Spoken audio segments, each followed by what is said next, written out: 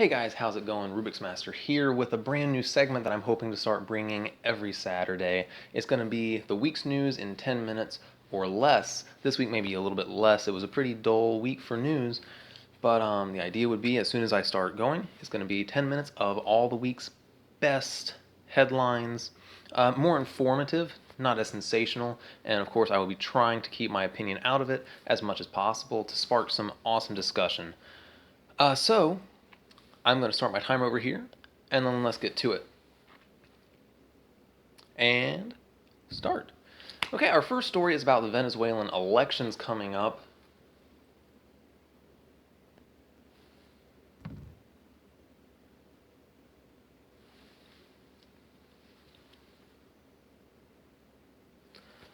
Okay, our first story is about the Venezuelan elections coming up. It's not the presidential elections. As you know, there's been a lot of turmoil in that country recently, a lot of protests, and some people don't know exactly what it's about. It's mainly about the leftist party trying to gain complete control over the government. The elections that are coming up is kind of a response by the president against the revolt that happened due to his disbanding of the legislative branch, which had to be undone because of the revolts. The elections coming up are running towards a one-party rule. Again, it's about his side, the left side, controlling the entire government unopposed. He's trying to establish a new branch. So he's working on creating basically a new government branch that would be, I guess, a little bit above the rank of president. It's going to be able to actively rewrite and correct the constitution of the country basically on the spot to disband or rearrange other branches of the government that are seen in opposition to whatever it's in opposition of. This is kind of a big turning point in this country because, like I said, if it turns into a one-party rule, it's basically a dictatorship. It's already where the president has put all the people he's wanted in the Supreme Court. He owns them. He's already tried to disband the legislative branch, which is the only thing even holding on a tiny little bit to the remainder of Venezuelan democracy.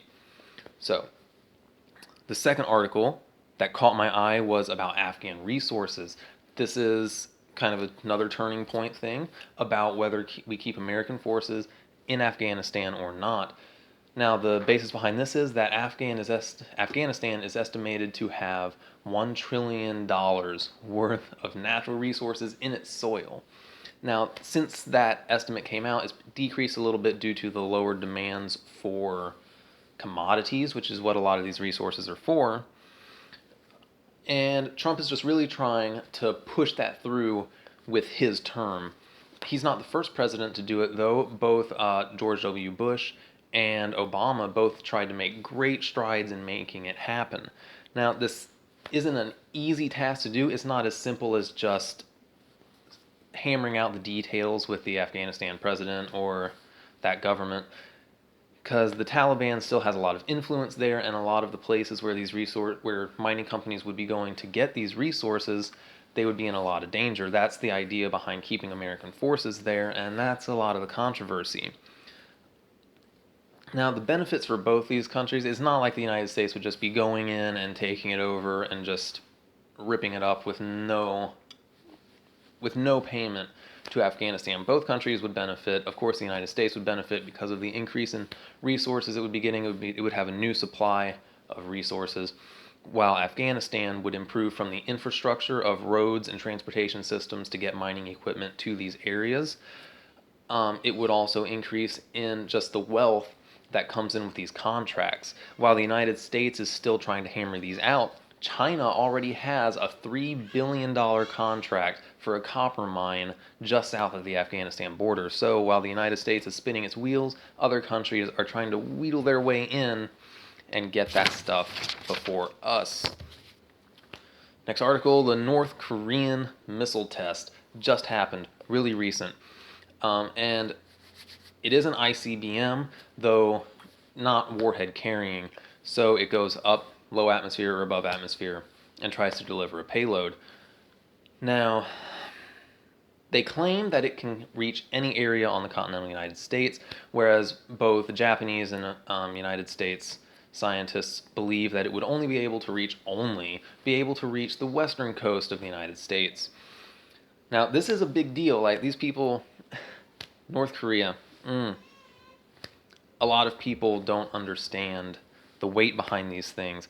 And it's not just the United States that realizes this is a bad thing. Obviously, the South Koreans realize it. Japan is fighting against it. Even some European countries, including France is the main one, is really calling out for more sanctions against this country. Now, the issue with sanctions against them is the country is already just totally broke and poor. Like, the people in it are poor. The only people that really get anything are the upper echelon of the government. It's a standard dictatorship. The poor stay poor. All the goods go to the people at the top. So increased sanctions against them won't really affect them that much. It's people just don't understand the idea behind Korea. A good parallel would be North Korea versus pre-World War II Japan. Basically, this is going to be strong language, but it's basically savages with modern equipment. Just like Japan was, North Korea has not integrated with the rest of the world. It's still segregated, very much so, and they're in their own little world. They haven't reached out. They aren't part of the mainstream. So, kind of a good parallel would be how people like to say that the United States is very isolationist and doesn't like to involve with other people, and therefore we would be dangerous because we wouldn't mind attacking someone. That's exactly the idea behind North Korea. They're isolated. They don't see the big deal about attacking someone because what's the worst that's going to happen? More sanctions? There needs to be, I think, there needs to be more serious threat against North Korea. So the last two stories. This one is a little hard not to sensationalize, but it does give some good points, especially since it did pop into the media. Stuff like this happens all the time. Keep this in mind. An 18-year-old girl was in a car crash while live streaming it on Instagram. It's kind of unique. Not girls, that'd be sexist. People have car crashes all the time. They do. Some people, when I was in high school, car full of guys crashed. It's easy to get distracted, but this hit the media because it was a live stream, and the girl kept live streaming after the crash. Now, during the crash, the car went off the road through a barbed wire fence and rolled, ejecting her 14-year-old sister and her 14-year-old sister's friend out of the car. The friend had a broken leg, but the sister was mortally wounded and died soon after. I don't know the exact times, but she died soon after. And the older sister was live streaming the whole thing, even after the accident, was live streaming her reaction to her sister and the accident. And a DUI is suspected but not confirmed, so can't say much on that. But the big takeaway from this is, don't be distracted. Like, technology is so integrated now, people don't even think about not using it while they drive. Don't do it. Like, it's that easy. They were getting ready to celebrate her 14-year-old sister's birthday party. And she died because they were live streaming themselves having fun and singing along. But the driver was just as distracted as all the other passengers in the car. You're never too young to tell somebody that's driving to pay attention to the road. Just because they're older than you doesn't mean they're doing the right thing. All right, the last one that I have a minute and 45 seconds to get through is really hard. Man, I cried when I was researching this one yesterday. It's about baby Charlie. You probably know about him. He's the less than a year old baby that the whole conflict in England has been going on about. They were trying to bring him to the United States. The president got involved. The Pope got involved. I mainly want to focus on the key elements here that make this big. It's not so simple as England saying, no, you can't take him to the United States, he's going to die here. It's not that simple. There were basically 3 separate legal battles fought. The first legal battle was that the hospital the baby was at did not think the baby was stable enough to be transported. And they won that legal battle with the government saying that he could not be transported. The second legal battle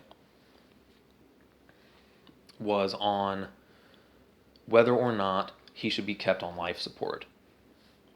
And that one was won by the hospital as well. The hospital believed he could not really be sustained much longer on life support.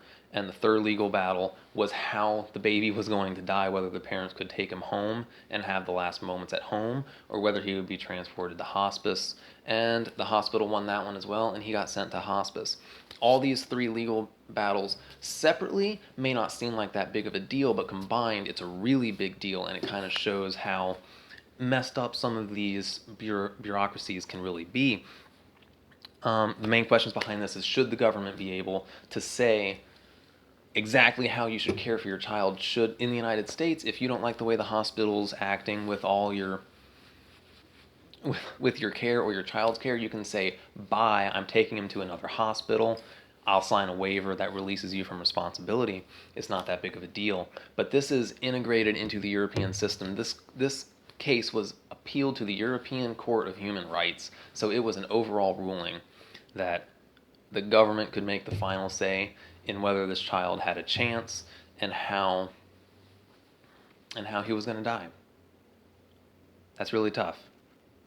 And that's a tough one to do. I'm out of time. I went a couple seconds over. But that last story, it's really rough. It's tough things. But I would imagine things like that probably happen a little more often than we're aware of. It's just they don't always happen to a baby that's less than a year old, so people don't necessarily care as much.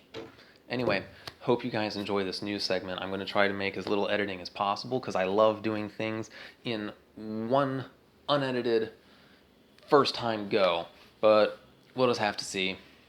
Anyway, hope you guys enjoy it. If you do, leave a like. Discuss any of these stories in the comment section below.